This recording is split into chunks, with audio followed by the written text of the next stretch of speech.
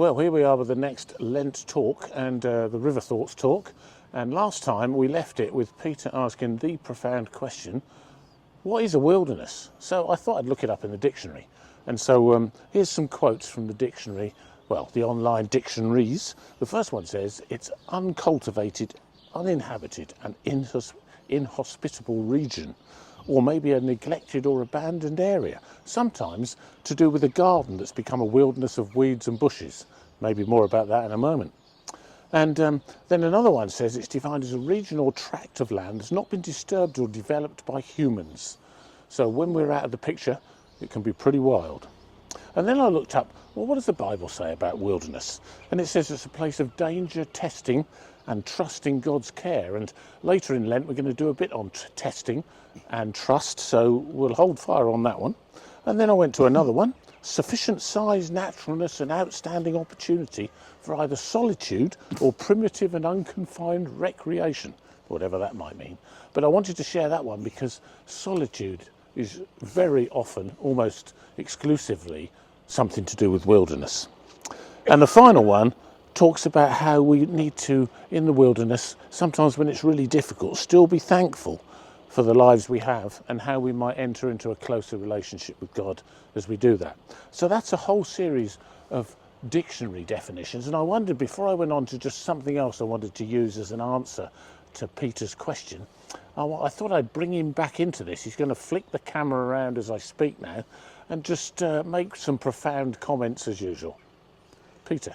Okay, wilderness has a sort of external and internal way of being in wilderness. The external is being in the garden with all the knocked over trees and mess and everything, and you're in the desert, you're in the external wilderness.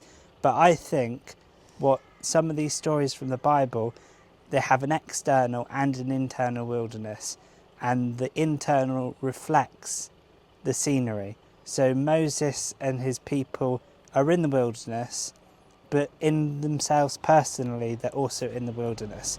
I don't know if there's a name for that, but I think it's very interesting. Here's Duncan. As usual, Peter has nailed it on the head, and in lots of ways I think perhaps I just should say get on with it, Peter, and tell us a bit more about what your thinking is and how you're taking the direction of things, because it's fascinating to know what to do with that, and maybe that's something to reflect on, the external and internal aspect of wilderness. Maybe this will help as well, because I came across something last Lent that I've kept on purpose because it was so useful, and I'm going to get Peter at some point to edit this whole thing and to put these words on the screens just in case you find them useful. And it was words like this, which end with a prayer, and I'll come to the prayer in a moment. It says, wilderness is the place of Moses, a place of no longer captive and not yet free, of letting go and learning new living. Wilderness is the place of Elijah, a place of silence and loneliness, of awaiting the voice of God and finding clarity. We will come back to Elijah later in these Lenten talks.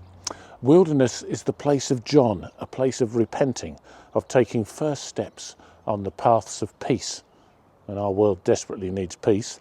And wilderness is the place of Jesus, a place of preparation, of getting ready for the reckless life of faith, which is a lovely expression that maybe we should also come back to.